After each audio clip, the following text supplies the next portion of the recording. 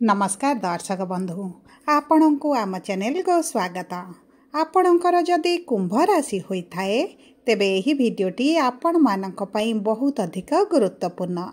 सेतिपाई निजर व्यस्त बहुल समय मध्यरु मात्र 10 मिनिट समय आपण निज पाई दियंतु एवं जानतु एही 2025 रो अंतिम मास माने डिसेंबर मासटी आपणकर केमिति रहिबो।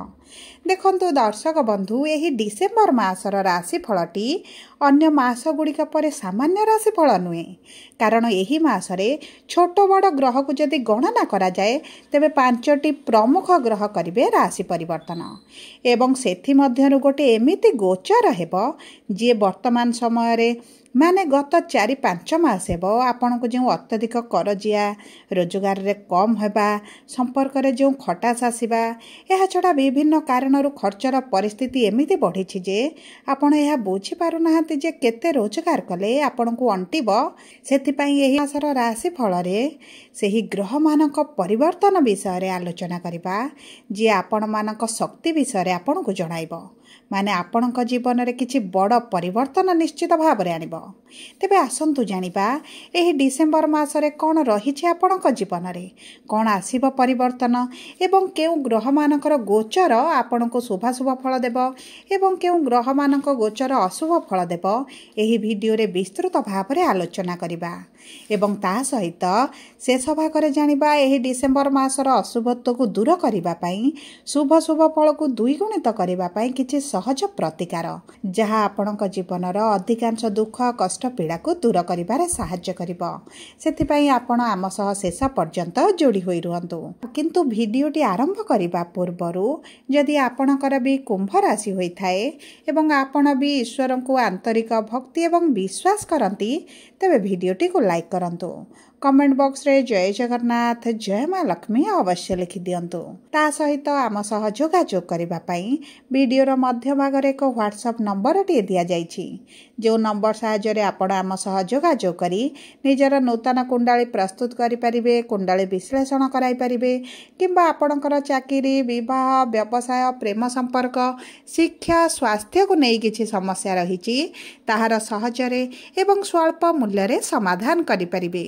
सेतिपई आपण आम सह वीडियो रा शेष पर्यंत जोड़ी होई रुहंतु एवं व्हाट्सएप नंबर माध्यम रे आम सह जोगाजोग करंतु। एबे आसंतु कार्यक्रमटी को आग को बढ़ाइबा एवं सर्वप्रथम जानिबा आपणकर एही डिसेंबर मास प्रारंभरू माने एही 1 तारिख परठारू नवग्रहकर स्थिति आपणक राशि रे किभଳି रहिबो। देखंतु आपणकर प्रथम गृह रे राहु, द्वितीय गृह रे शनि, षष्ठ गृह रे देवगुरु बृहस्पति, सप्तम गृह रे केतु, नवम गृह रे बुध एवं दशम गृह रे सूर्य मंगल शुक्र विराजमान करिसंती, जहा फल रे सेही गृह गुड़िकरे सेमानकर प्रभाव अधिक रहिबो।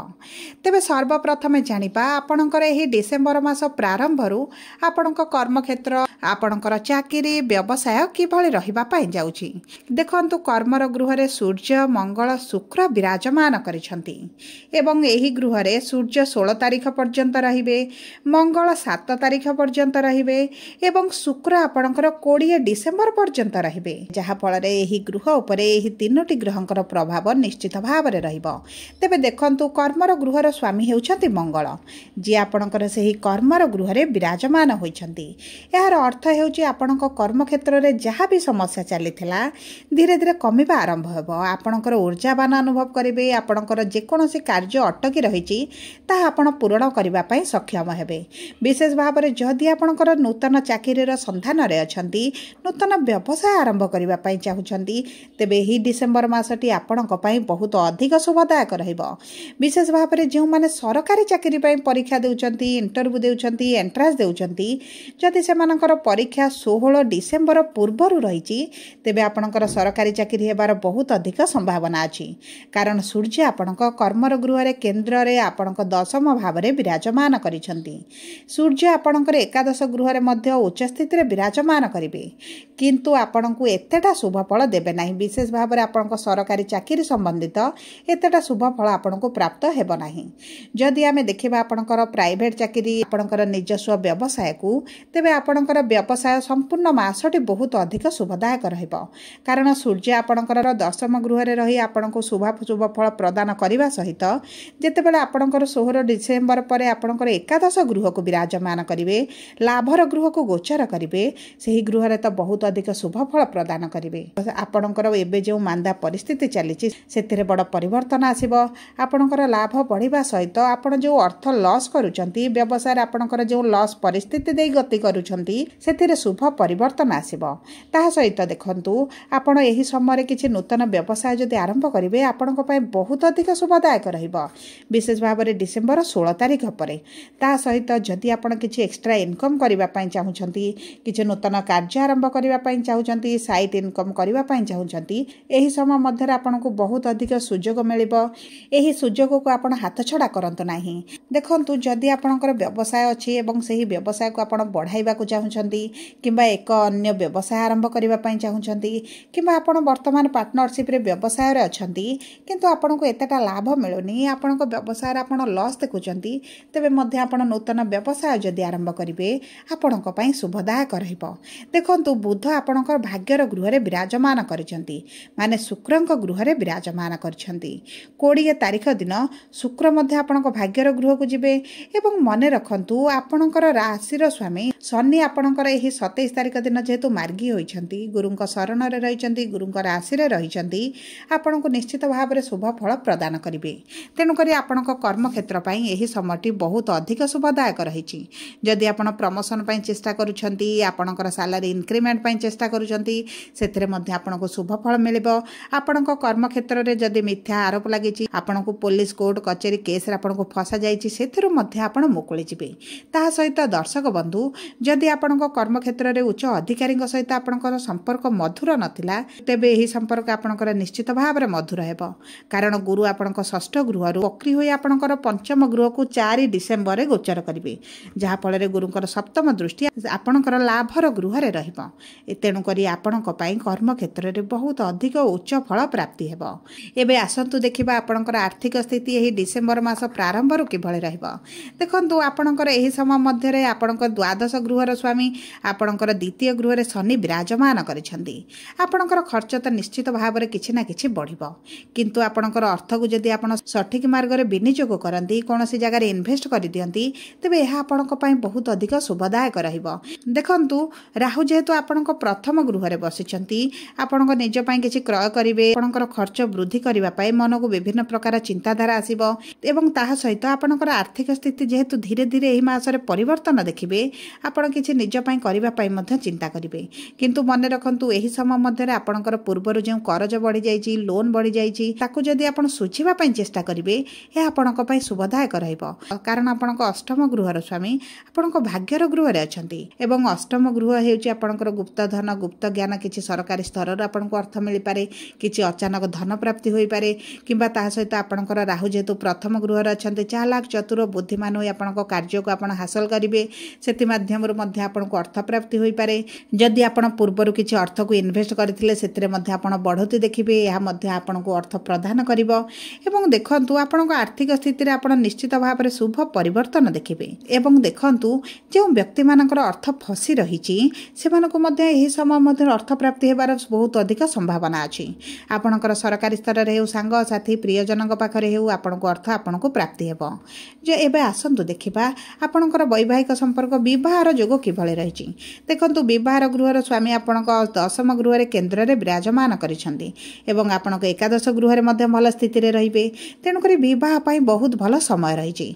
कुंभ राशि कन्या हुअंतु बा पुरुष हुअंतु, एही मास रे जदि आपणकर विवाहर योजना रे अछंती, विवाह पई प्रस्तुत हेउचंती, विवाहर प्रस्ताव आसुची होई पारु नथिला किंबा आपणक मनपसंदर प्रस्ताव आपणको मिलौ नथिला, तेबे एही समस्या दूर होई जिवो। आपणक विवाह ठीक होई पारे किंबा आपणकर विवाह मध्ये होई पारे।